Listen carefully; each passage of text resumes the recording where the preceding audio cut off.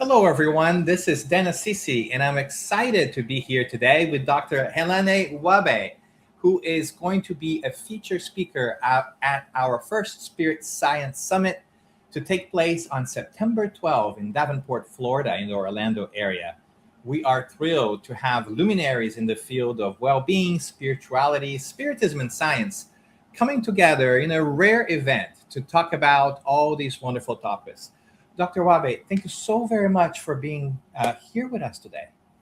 Thank you, Dan. It's such a pleasure to talk about these exciting topics. Indeed. And we don't want to give everything away because we are going to have an entire day filled with wonderful conversations, questions, and exchanges. But you have such an extensive background. You are a naturopathic physician, an NIH-trained clinical researcher, a longtime meditator. You bring all these different angles together. How did this path lead you into this work? Yes, it is a very interesting story, actually, because if you look at my professional CV or bio, you hear this academic training and clinical training, and you might wonder how I ended up being the director of research at the Institute of Noetic Sciences, studying things like channeling and trance channeling and mediumship. So I was actually working at Oregon Health and Science University doing meditation research. And I got invited to a focused meditation researcher focus group that was really looking at, well, what's missing in Western research and how they're approaching meditation. And I was completely amazed and blown away by the quality of work that the Institute of Noetic Sciences, or IONS, was doing on these very fringe topics. Because what you don't know from my academic background is that I went to my first spiritualist type seance at my grandparents' house when I was 10 years old. And I grew up in a very spiritualist type environment where, my grandmother, my mother, my uncle were all what we call trance channelers. And we would have these group meetings every week. And so it was a very strong part of my background that I really just kind of kept in the closet professionally. It wasn't something that I spoke about. So I was so excited learning about IONS, and I was like, I want to work there because it now gives me the opportunity to be able to have this very rich personal background that I experienced be applied in my work life with rigorous scientific methods. So it's a beautiful circuitous road that brought me to what I call my dream job, to be able to bring these different worlds together. And today you are the director of research at IONS, right? Or the Institute of Noetic Sciences. Can you tell us a little bit about what is noetic science and what does your team study over there? Yes, so noetic, it comes from the Greek word gnosis, which is inner knowing. And so we basically apply rigorous scientific process to questions around inner knowing. And IONS was actually founded by Edgar Mitchell, who was an Apollo 14 astronaut and the 6th person to walk on the moon. And he was an engineer, astronaut, very linear thinker. And yet when he came back from the moon, he was in his capsule and he had this incredible transcendent experience where he felt he was part of everything and everything was part of him. And that just awakened him to a different aspect of reality that he was so curious about and wanted to keep studying. So he founded IONS in 1973, over 50 years ago now. And so we've been studying various aspects of this interconnectedness. Currently, we're focused on 3 main topics. One is mind-matter interactions, so how our consciousness affects the physical world, mind-to-mind communication or telepathy, and also this idea of non-human intelligences. And the kind of core commonality of all of that is this idea that our consciousness is not trapped in our brain and trapped in our physical body, that consciousness goes far beyond that and is actually non-local and can affect the world in non-local ways in terms of receiving and affecting. That is fascinating. I love to see the convergence of so many interesting topics there. I know that you have done a lot of research and overseen a lot of research, and you're tuned into different things. And I also know that you have a recent book called The Science of Channeling that argues that these experiences are far more common than we think of. And I know that you bring this unique aspect of a data-inspired research as well. Can you tell us a little bit what surprised you the most in all this data and the research that you have seen and encountered in your career, and that has led you to write this book? Yes. So as I mentioned, I have this deep personal background on channeling. So when I got to IONS, I really dived into the research aspects of that and realized that there was a beautiful history of research, parapsychological and other research, looking at these phenomenon. And yet I hadn't seen any sort of coherent research program. There were various studies happening in different places. So I wanted to really create a research program that was looking at very important questions around channeling, like how common is it? Who can do it? Is it verifiable? Do we get useful information from it? And so that program's been going on for almost 10 years now, which is incredible. And so every time I would give a lecture on the work we were doing in that program, I would have a long line of people. This is when we were doing in-person programs, whispering to me, thank you so much. I've had this experience too. I can't talk to anybody about it.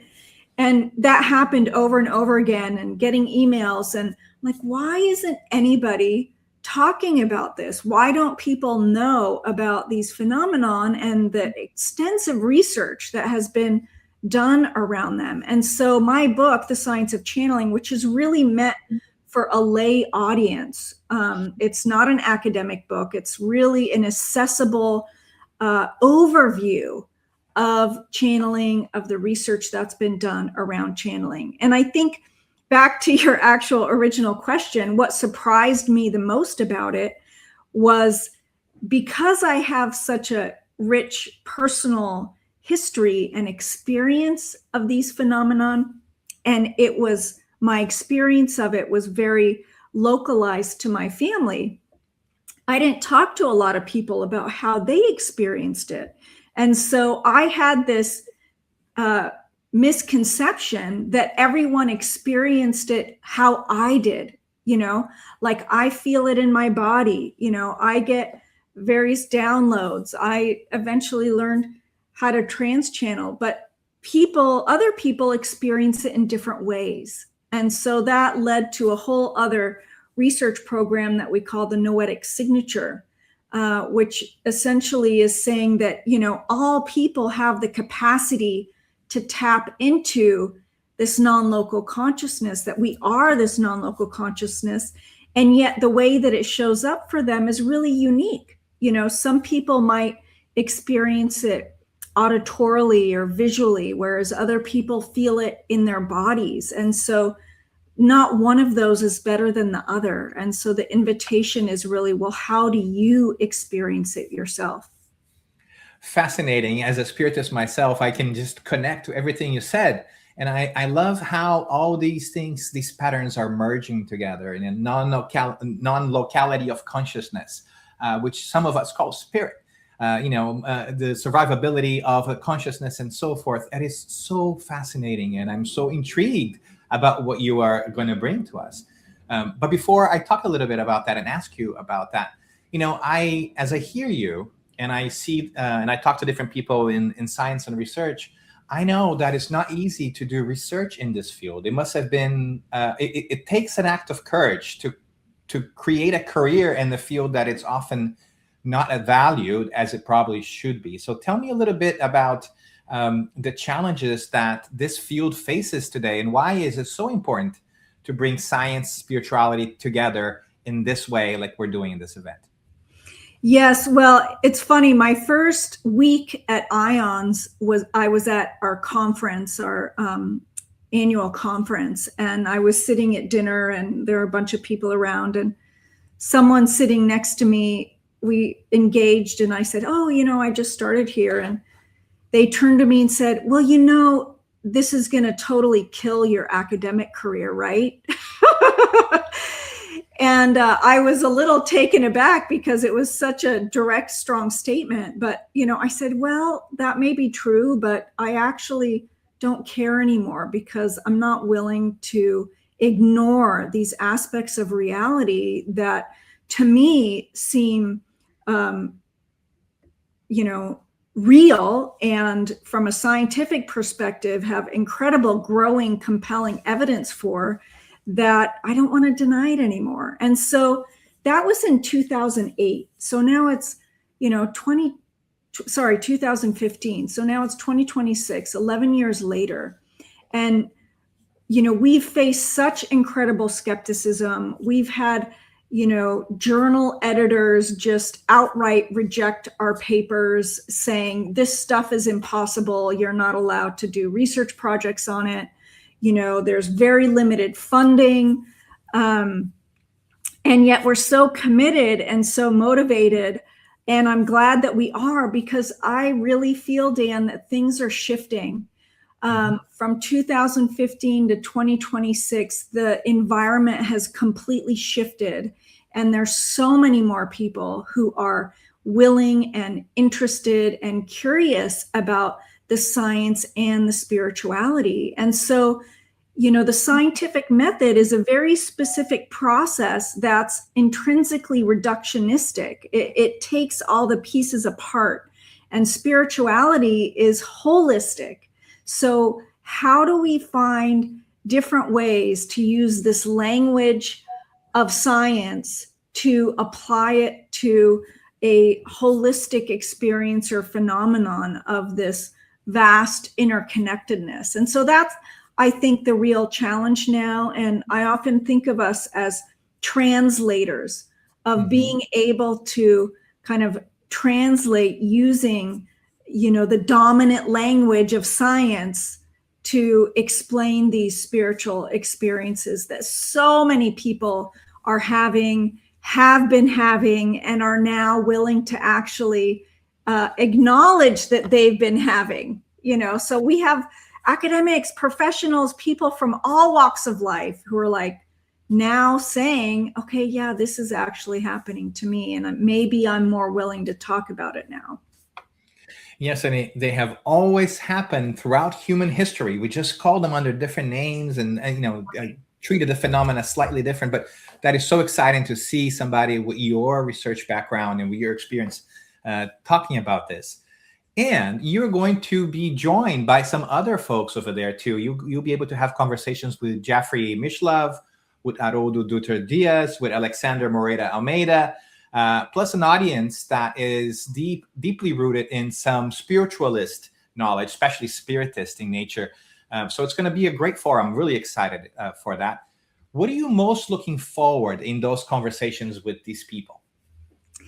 I'm deeply honored to be amongst those you've listed. It's so exciting. And I think when we all come together with common intentions and goals, we can be incredibly surprised by the synergy, by the collaborative ideas, by the brainstorming of how to approach the challenges around this area. Like I mentioned, around study design, and how do you actually approach this in a way that honors the phenomenon and yet uses controlled methods that, the academic community is going to accept. And, I think it comes back to this idea that we talk about at IONS of the Noetic handshake, which is the direct experience and the science together.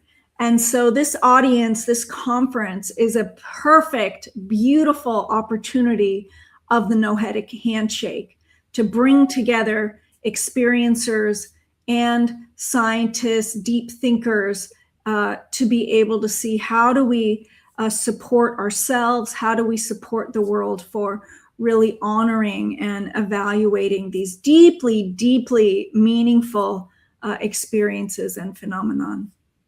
That is fantastic. I'm reminded of a French Jesuit priest, Pierre Teilhard de Chardin, who said that everything that rises must converge. I think poetically speaking, I just love this confluence of personal experience and theory, validating all these things that we are seeing in the world around us. So exciting. So let me ask you this. What do you think will happen in this event? Let me reframe this. Let's say, how do you think people should come into this event? Are there any questions that they should be bringing to all of you guys? Or will you bring some questions to them? How should they face this opportunity to come together with folks that come from different places?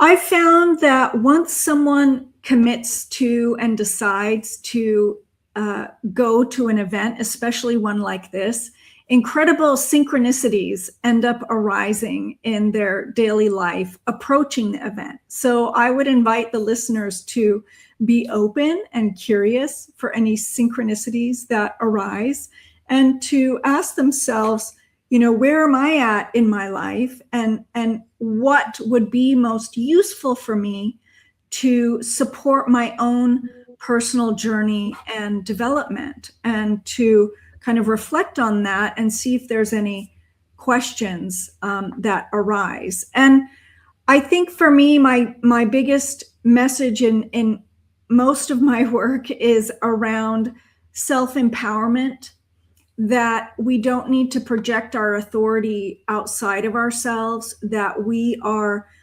empowered within our own knowingness, and to trust that deep well of wisdom, and how when we hold that and we are in community with others, that can really synergize and be greater than our individual selves. So I think just the short answer to that is openness and curiosity and intention. Fantastic. And would it be too much just to wrap up by asking you to tell us a little bit, what do you plan to seed in that conference? What will you tell us and talk about? I'm really excited to share about all my trance channeling studies, because I know that this audience is going to be very, very interested in the formal scientific research that we've done on trance channeling and mediumship. And so I'm very excited to share about that work. I can't wait. Thank you so very much for taking your time to talk to us today. I want to remind everybody who might be watching this that you can register for the summit at spiritsciencesummit.com. The link is below. Also, don't forget, there's an opportunity for you to get the book, The Science of Channeling by Dr. Wahbeh here, and get ready and warmed up to the summit in general. And also follow IONS, the Institute of Noetic Sciences, and Dr. Wahbeh on social media. So we look forward to seeing you at the event, and we are very grateful for your presence and your contribution, Dr. Wahbeh. Thank you very much. Thank you so much. See you there. See you there.